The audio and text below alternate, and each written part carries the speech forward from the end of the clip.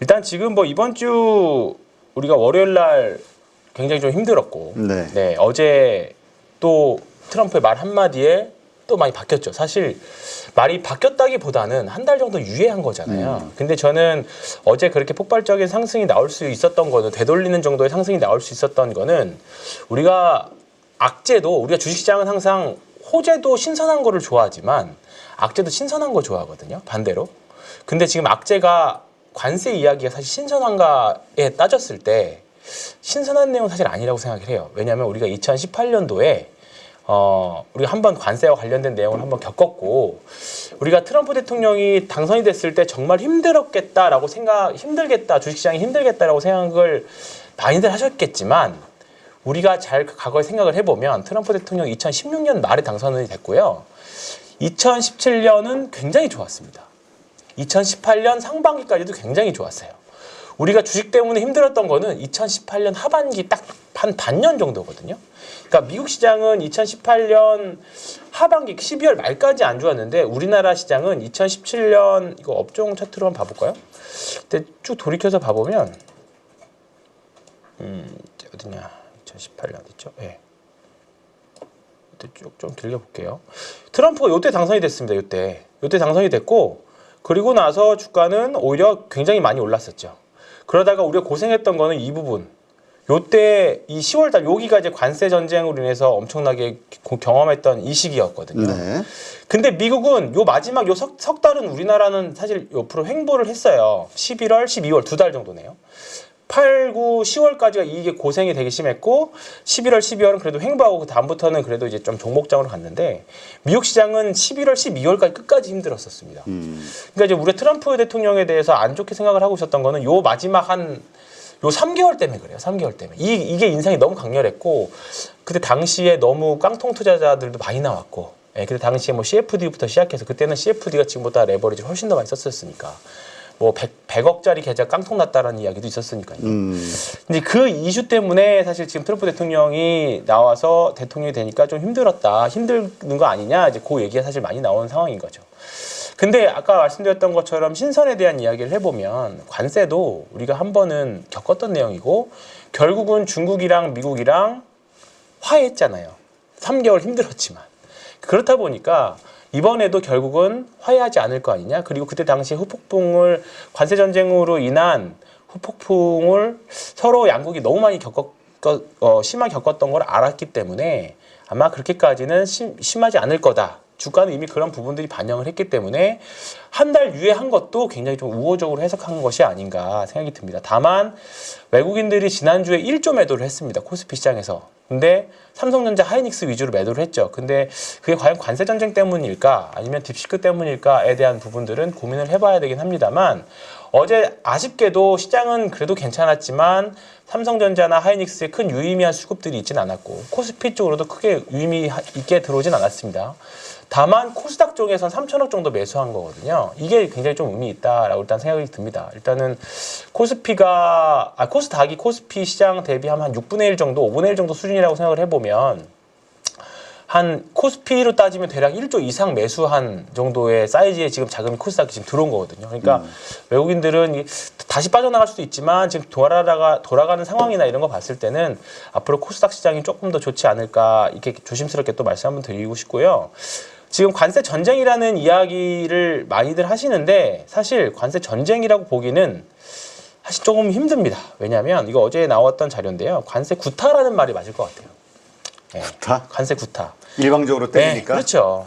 결국은 이게 한 37배 정도 미국이 중국 제품에 대해서 관세를 더 많이 부과하는 거죠. 왜냐하면 뭐 사실 일방적으로 미국이 중국 제품을 많이 사는 입장이잖아요. 그렇다 보니까 사실 전쟁이라고 표현을 하기에도 사실 조금 그렇죠. 그러니까 우리가 이 정도 때릴 건데, 우리 이 정도 니네들한테 많이 사니까 우리나라 자국이 피해를 보니까 이 정도 관세 규제하겠다라고 일단 그런 상황입니다. 그리고 멕시코나 그다음에 캐나다도 마찬가지고, 어쨌든 자국민 입장에서는, 미국인 입장에서는 당연하다라는 조치로 사실 볼 수 있을 것 같아요. 근데 전반적으로 중국도 이번에는, 그때는 2018년에는 미국이 이만큼 하면 우리도 이만큼 하겠다고 바로 그냥 강대강으로 붙었는데 지금은 아직은 중국 입장에서는 뭔가 세게 조치가 엄청 많이 나오고 있지는 않거든요. 그렇기 때문에 우리가 생각했던 것만큼 관세와 관련된 부분들은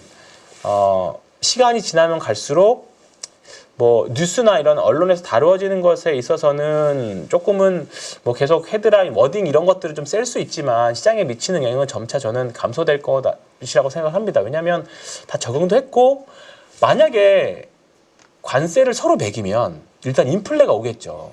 그러면 금리도 올라갈 거고 근데 금리가 올라가는 고금리가 지속이 되면 분명히 오히려 경기 둔화를 와버리는 그런 양상이 될 겁니다. 그러면 금리 인하를 하는데 그 금리 인하가 어떻게 비춰지냐면 지금은 물가가 잡혔기 때문에 금리를 내리는 이제 보험적 금리라는 표현을 썼는데 진짜 무서운 디플레 때문에 금리 내리는 정말로 그 디플레 금리 인하가 되는 거, 리세션 금리 인하가 되는 거거든요. 그럼 뭐 그건 정말 시장 박살 재료죠, 박살 재료 말 그대로. 그렇기 때문에 지금 거기까지 우리가 신경 쓸 시기는 아니지만. 어쨌든 간에 거기까지 가는 것들을 우리보다 똑똑하신 분들이 다 알고 있을 거기 때문에 아마 그런 부분들은 서로 타협을 하고 조절하지 않을까. 요즘에 카톡이나 텔레그램 많이 올라오는 글들이 제발 좀 싸우지 좀 마세요. 그런 뉘앙스의 글들이 많이 있더라고요. 그런데 일단은 조금은 여지는 있긴 하겠습니다만 시장에 미치는 영향은 점점 좀 저는 축소하지 않을까. 왜냐하면 이거는 다만 이제 지난주에 딥시크가 갑자기 출연해가지고 시장이 빵 놀래서 우리가 금요일날 세게 얻어 터졌던 것처럼 그거 정도의 충격파가 있는 뭔가 추가적인 관세에 대한 이야기들. 다행히 하루 만에 한 달 연기하고 재협상을 해보겠다라는 내용이 빨리 나와서 다행이지 사실 그게 그렇지 않았다면 아마 어제 시장은 반대매매 부르는 매도가 또 많이 나왔을 것 같습니다. 근데 다행히도 이번에는 그 한마디가 전 살려줬다. 지금 뭐 고용 지표고 경기 지표 이런 실적이 이런 부분들이 아니라 그 트럼프 한마디가 살려줬다 이렇게 일단은 저는 보고 있고요. 다행히도 시장에서는 정직하게 반응했어요. 지난주 금요일 시장이 코스닥이 한 4% 빠졌거든요. 월요일 4% 정도, 월요일 4% 빠졌는데, 미국 시장이 금요일 날 상승하다가 한 고가에서 한 1.2% 정도 빠졌고, 어제 장중에 선물이 한 2.5% 빠졌어요. 한 3점 후반대 빠졌어요. 합산으로. 그러니까 우리나라 어제 코스닥은 딱 그만큼 정직하게 반영해서 빠졌던 건데, 반대로 어제, 그러니까 월요일에 말씀드린 겁니다. 그러니까 월요일 장중 나스닥 선물까지 합쳐서. 근데 다행히 어제 그 이상까지는 아니지만, 그리고 되돌리는 흐름들이 나오면서 시장은 관세에 영향이 없는 종목들로 확실하게 집중을 하는 모습들입니다. 이제 그 섹터에 대한 이야기들을 할 건데 어쨌든 관세에 대한 여진들이 계속 남아있다라고 하고 시장에 자금이 모자란 상황에서 우리가 어떤 종목과 어떤 섹터를 매매를 해야 되느냐 선택과 집중이라는 양상 거래대금 부족이라는 그 이하 안에서 선택과 집중이라는 것을 좀 생각을 해본다라고 하면 당연히 관세에 대한 영향이 있는 종목들은 당연히 꺼질 수밖에 없는 게 사실입니다. 네. 대표적으로 반도체 되겠고요. 자동차, 그다음에 2차 전지가 당연히 그냥 머릿속에 떠오르는 섹터들이죠. 그렇죠. 네. 그리고 반대로 관세에 아직까지는 전혀 상관없는 게 1번이 조선이고요. 조선은 어제도 향후에 트럼프는 계속적으로 한국 배를 사야 될 거기 때문에 관세를 부과할 이유가 전혀 사실 없겠죠. 그렇기 때문에 조선 업종은 당연히 1번을 떠오를 거고 그 다음에 바이오, 라이센스 아웃과 관련된 부분들 그 다음에 소비재들, 화장품이라든가 이런 부분들 어제 화장품도 다행히 센 반등들이 좀 나왔는데 이런 부분들이 그 다음에 로봇들 이런 부분들이 시장에서는 계속 자금의 순환이 많이 쏠림이 그쪽으로 되어 있는 것 같아요. 지금 말씀드리고 싶은 거는 저는 바이오입니다. 바이오인데 제가 이제 2월 자료 만들면서 이제 이것도 지난주에도 말씀드렸는데 이제 10년 국채금리 수익률이 하락을 하면서 바이오 수익 가능성이 있다라고 말씀드렸는데 어저께 트리거가 하나 나왔어요. 그저께 밤에. 그러니까 월요일 밤에 어제 유한양에 보신 분들이 있는지 모르겠지만 어제 그 존슨앤존슨 리브리반트가 유럽에서 피하제형 주사 권고 승인이 나왔습니다. 그러니까 예전에는 정맥 주사, 그러니까 우리가 이거 항암제를 예를 들어서 항암 치료를 받으려면 정맥 주사로 인해서 병원에 한 5시간 누워 있어야 되는 주사였죠. 근데 반대로 피하 주사, 우리가 그냥 병원 가면 엉덩이에다 맞는 그렇죠. 것처럼 네, 피하 주사.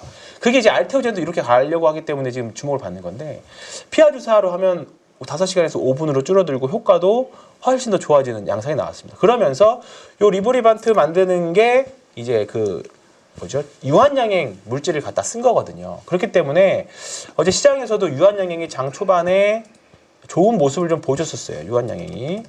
지금 차트의 위치도 여기서 한 번 더 치고 가느냐 못 치고 가느냐에 따라서 굉장히 좀 좋은 애매한 위치긴 합니다만 어쨌든 제가 생각하는 추세는 어제 당연히 지켰습니다. 근데 어제 조금 종가 기준으로는 아쉽긴 합니다만 어제 한 장중에 5%대까지 갔다가 뭐 종가로는 한 3.55 정도 상승하고 끝났습니다.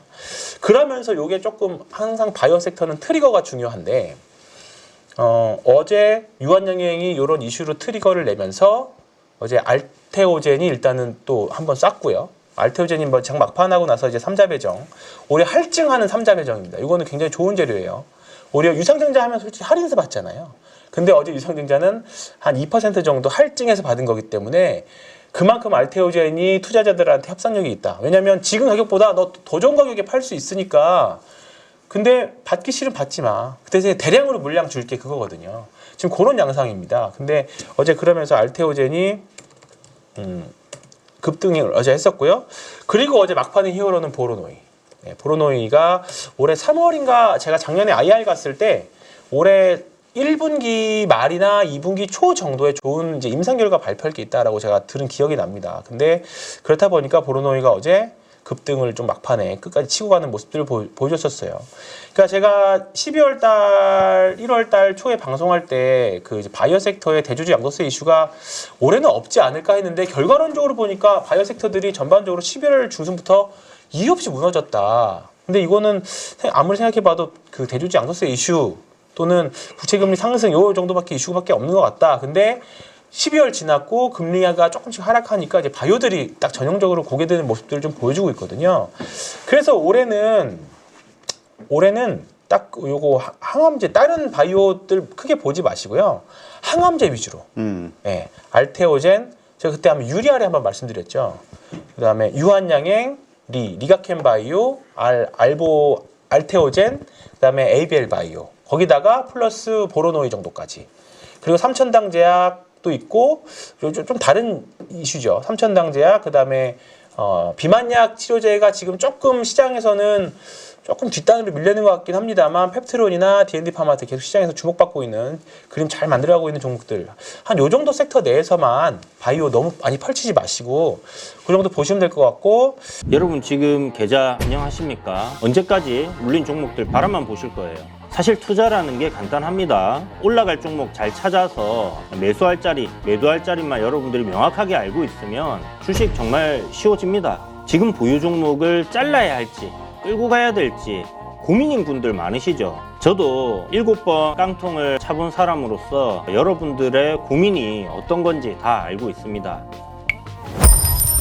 그래서 제가 여러 번 실패를 겪으면서 일어서게 해줬던 기법들에 대해서 명확하게 알려드리도록 하겠습니다. 2025년 양봉 나온다라고 이야기 드렸는데 분명 좋은 장이 올 거니까 이 기회를 살리시면 좋겠습니다. 딱 8주만 집중하셔가지고 평생 써먹을 수 있는 돈 버는 기법 다 배워가실 수 있도록 만들어 드리겠습니다. 제가 쓰는 실전 기법을 총 8번의 VOD 강의와 16번의 라이브 강의로 모두 담았습니다. 직접 올라갈 종목 찾으실 수 있도록 그 방법을 제가 알려드리겠습니다. 여러분 2025년 저와 함께 돈 벌어보시죠.